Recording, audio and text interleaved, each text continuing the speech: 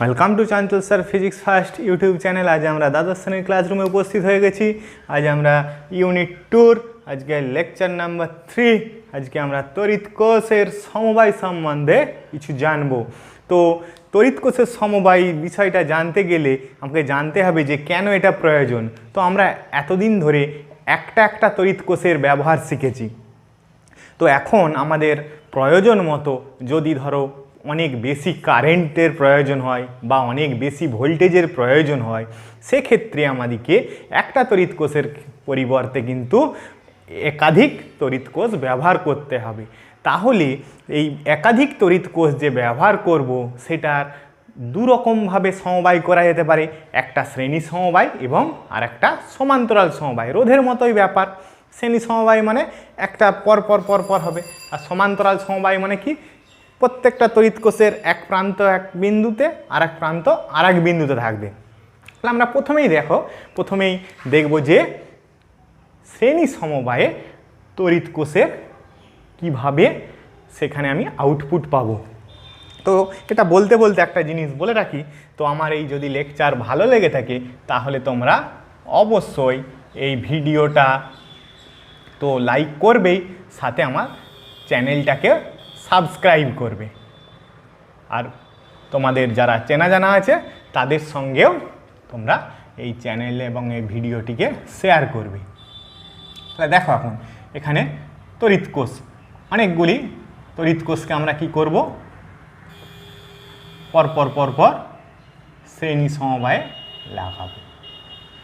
তাহলে ধরে নিচ্ছি এখানে আরও ডট এনটি আছে, আর এইটা হচ্ছে একটা আউটপুট যে রোধ, মানে বাহ্যিক রোধ। এখানে একটা কোনো যন্ত্র লাগানো আছে। তাহলে প্রত্যেকটি তড়িৎ কোষের তড়িৎ চালক বল ধরে নিচ্ছি ই, আর প্রত্যেকের অভ্যন্তরীণ রোধ হচ্ছে ছোট আর। তাহলে এন সংখ্যক ই তড়িৎচালক বলের কোষ, প্রতিটির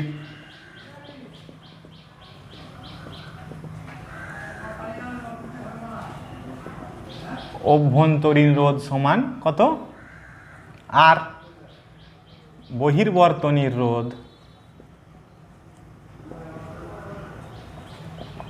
সমান ক্যাপিটাল আর। তাহলে দেখো তো, তাহলে মোট রোধ কত? তাহলে বর্তনীর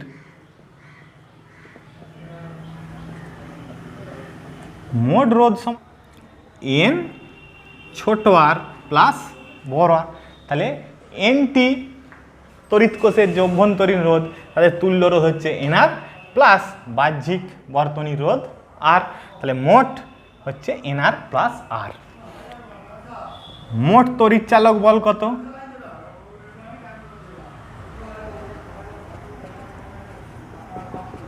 এনি। তাহলে প্রবাহ কত যাবে? এই দিকে যাবে, প্লাস থেকে মাইনাসের দিকে। তাহলে প্রবাহ মাত্রা আই সমান এনই বাই এনআর প্লাস আর। তাহলে এই জিনিসটা হচ্ছে জানা গেল। দেখো, তাহলে এই জিনিসটার মধ্যে এবার আমাদের বিশেষ কয়েকটি ক্ষেত্র জানব। দেখো, বিশেষ ক্ষেত্র,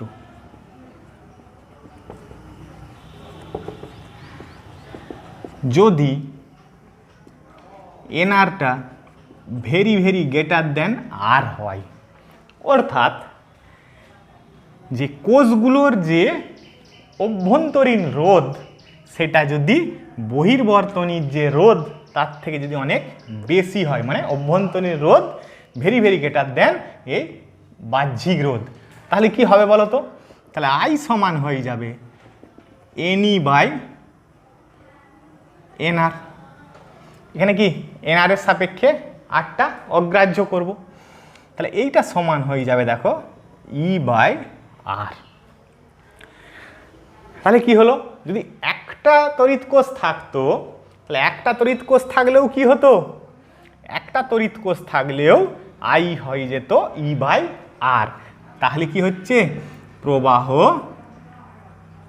অপরিবর্তিত থাকবে।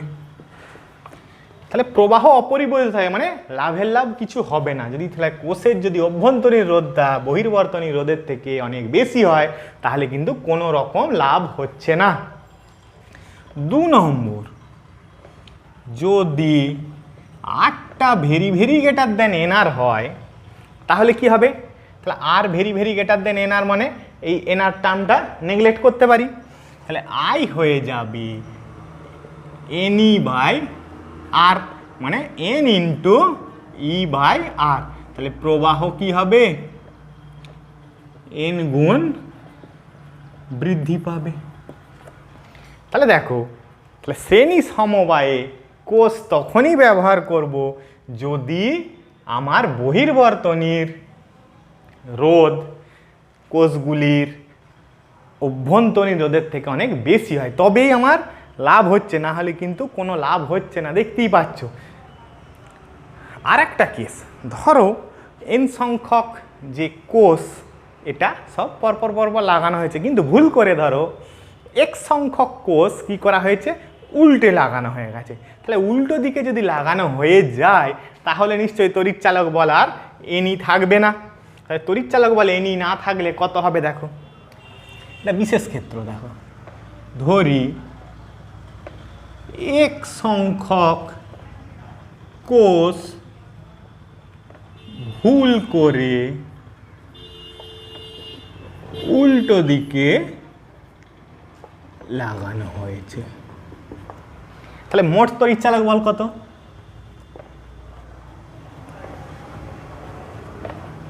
মোট তড়িৎচালক বল কত। তাহলে দেখো এই দিকে কতগুলো আছে, সঠিক দিকে কতগুলো আছে, N-X ইন্টু E। তাহলে N-X ইন্টু E। এবার উল্টো দিকে কতগুলো আছে, XE। তাহলে উল্টো দিকে আছে XE মাইনাস XE। তাহলে এইটা হচ্ছে কি সঠিকভাবে, আর এইটা হচ্ছে উল্টো। তাহলে নির্দিষ্ট, তাহলে এটা ক্যালকুলেশন করলে কি পাওয়া যাবে, সমান পাওয়া যাবে E ইন্টু N-2X। তাহলে সেক্ষেত্রে আই কত হবে, E into N-2X by NR plus capital R। তাহলে দেখো যে উল্টো দিকে লাগালে কিন্তু অটোমেটিক কারেন্ট কমে যাচ্ছে। তা আমাদের যে আগেকার দিনে যে লম্বা লম্বা টর্চ ব্যবহার হতো, এখনও বাড়িতে আছে, সেই টর্চে দেখেছো বা পেন্সিল ব্যাটারি বা অন্য ধরনের যে একটু বড় সাইজের ব্যাটারি ব্যবহার করা হয়, সেখানে কিন্তু পরপর একই দিকে লাগানো হয়। এই লাগানোর সময় তো আমরা অবশ্যই একই দিকে লাগাতে হবে, উল্টো দিকে লাগালেই কিন্তু ভোল্টেজ কমে যাচ্ছে, এখানে দেখেই বুঝতে পারছো। তো এইখানে সুইচ টিপলে আলো জ্বলে, তো সুইচ না টিপলে আলো জ্বলে না।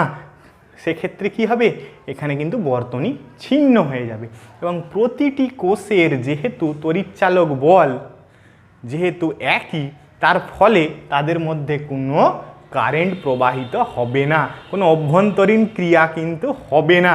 তার ফলে তোমার টর্চের যদি দীর্ঘদিন তুমি অব্যবহৃত অবস্থায় পড়েও থাকে টর্চটা, তাহলেও কিন্তু কোনো সমস্যা নেই, ব্যাটারি খুলে রাখার কোনো প্রয়োজন নেই। তো এবার আমরা যে নেক্সট টপিক দেখব সেটা হচ্ছে সমান্তরাল সমবায়। আশা করি ভিডিওটা দেখে তোমরা অনেকটা বুঝতে পারছো, অবশ্যই সাবস্ক্রাইব এবং লাইক করবে। তো দেখো এখন সমান্তরাল সমবায় কি বিষয়টা, তাহলে আমি ধরে নিচ্ছি যে এনটি কোষ সমান্তরাল সমবায়ে লাগানো হয়েছে। দেখো একটা কোষ আরও একটা কোষ, প্রত্যেকে কিন্তু তড়িৎচালক বল ই এবং অভ্যন্তরীণ রোধ স্মল আর। তাহলে এনটি কোষ সমান্তরাল সমবায়ে লাগানো হলো, এর সঙ্গে একটা বহির্বর্তনী যোগ করে দাও, যার রোধ কত হবে ক্যাপিটাল আর, আর এগুলো সব হচ্ছে স্মল আর করে।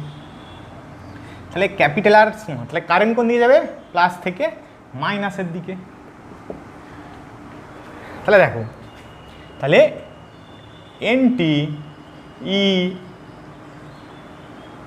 তড়িৎ চালক বলের কোষ সমান্তরাল সমবায়ে লাগানো আছে। তাহলে কোষগুলির মোট অভ্যন্তরীণ তুল্য রোধ কত? আর বাই এন। যেহেতু এনটি কোষ আছে এবং প্রত্যেকটির রোধ হচ্ছে আর, তাহলে সমান্তরাল সমবায়ে থাকলে আর বাই এন, এটা আমরা আগে জেনে গেছি। তাহলে বর্তনীর মোট রোধ কত? বর্তনীর মোট রোধ সমান হয়ে যাবে আর প্লাস আর বাই এন। তাহলে প্রবাহ মাত্রা আই কত হবে? প্রবাহ মাত্রা আই হয়ে যাবে E by R plus R by N. এটাকে ক্যালকুলেশন করলে কি পাওয়া যাবে? NE by N R plus R. তাহলে দেখো, এই যে জিনিসটা পেলে, এবার এর থেকে দুটো আগের মতোই বিশেষ ক্ষেত্র দেখব। তাহলে বিশেষ ক্ষেত্র,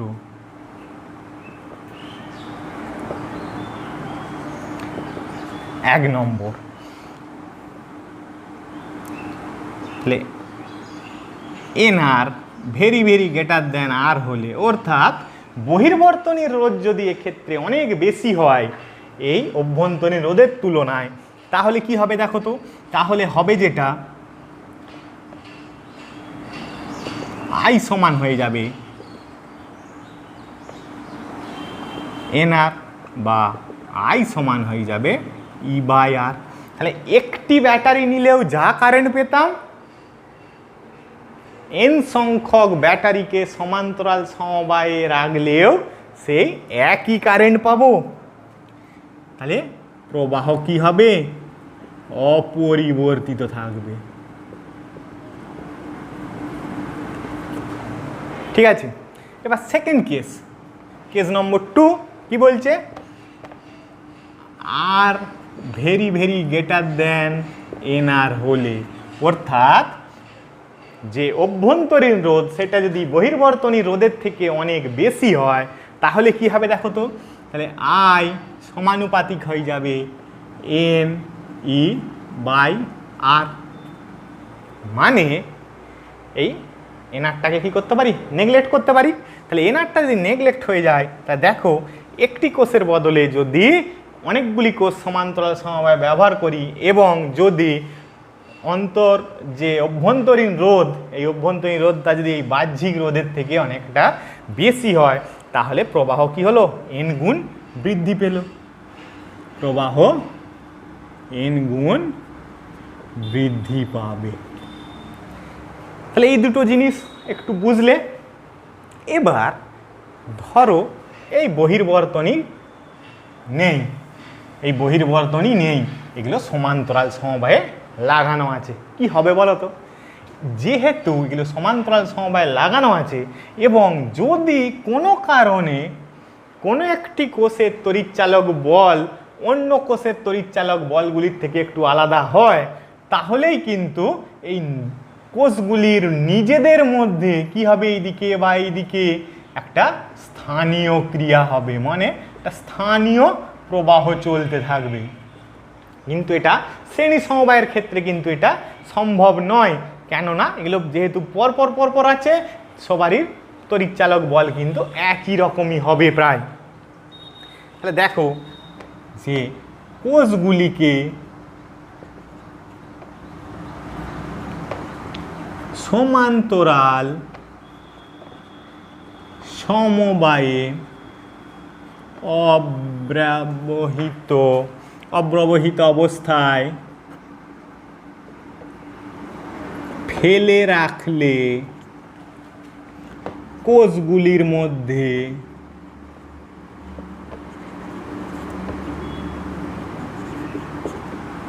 স্থানীয়ভাবে প্রবাহ হবে, ফলে কোষগুলি দ্রুত নিঃশেষ হয়ে যাবে। তাহলে বুঝতে পারছো যে সমান্তরাল সমবায়ে কিন্তু কোষগুলিকে এইভাবে ফেলে রাখা যাবে না, ফেললেই কোষগুলো কিন্তু তড়িৎচালক বল নষ্ট হয়ে যাবে। শ্রেণী সমবায়ে এই সমস্যাটা কিন্তু নেই। তাহলে তোমরা সমান্তরাল সমবায়ের প্রবাহ মাত্রা রাশিমালাগুলো এবং তার বিভিন্ন বিষয়গুলো খুব সুন্দরভাবে দেখে নিলে। এবার আমরা একটু অন্যরকম দেখব। এবার দেখব যেটা মিশ্র সমবায়। আশা করি ভিডিওটা ভালো লাগছে, একটু সাবস্ক্রাইব আর একটু লাইক হয়ে যাক। দেখো মিশ্র সমবায়ে কি করব, যে সমান্তরাল এবং শ্রেণী দুটোই একসাথে ব্যবহার করব, অর্থাৎ দুটোর মিশ্র। কিভাবে ব্যবহার করব? এই ধরো একটা বহির্বর্তনী ছিল, এবার আমরা অনেকগুলো কি করব, সারি ব্যবহার করব। একটু দেখো, ছবিটা দেখলেই বুঝতে পারবে।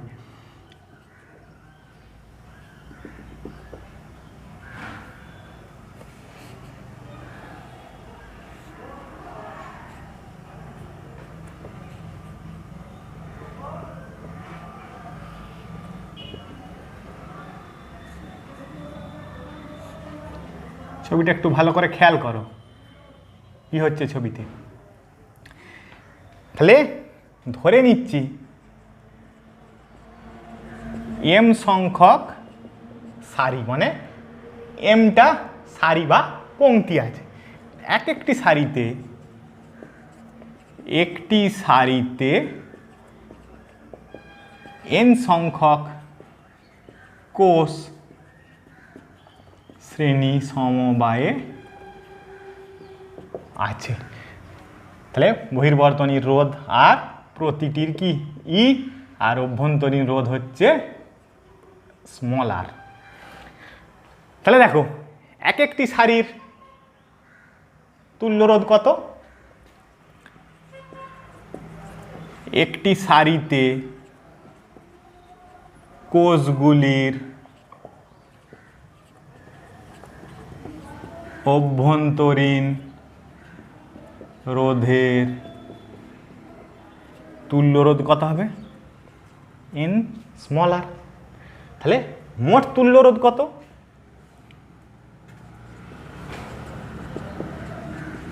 কোষগুলির অভ্যন্তরীণ রোধের মোট তুল্য রোধ কত? N R by M. কোষগুলির তুল্য তড়িৎচালক বল কত?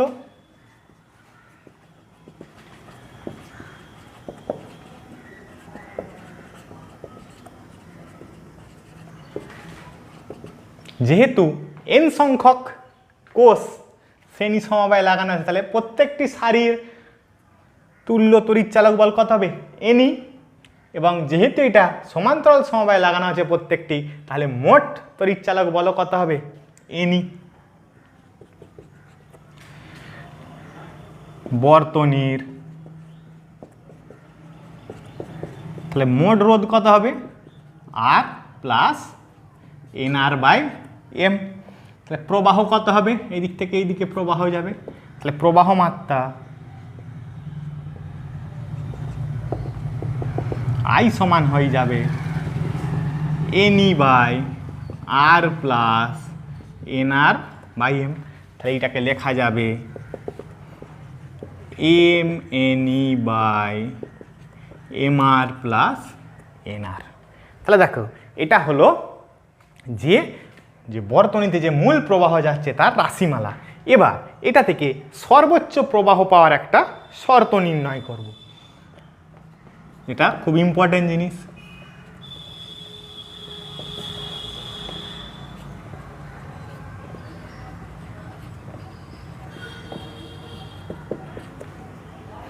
বর্তনীতে সর্বোচ্চ প্রবাহ পাওয়ার শর্ত। এটাকে লেখা যায়, দেখো, I সমান mne by √mr minus √nr তার square plus 2√mr into √nr লেখা যাবে। তাহলে এইটা যদি লেখা যায় তাহলে এইটা কখন সর্বোচ্চ হবে? যখন এই নিচেরটা অর্থাৎ হর মিনিমাম হবে। তাহলে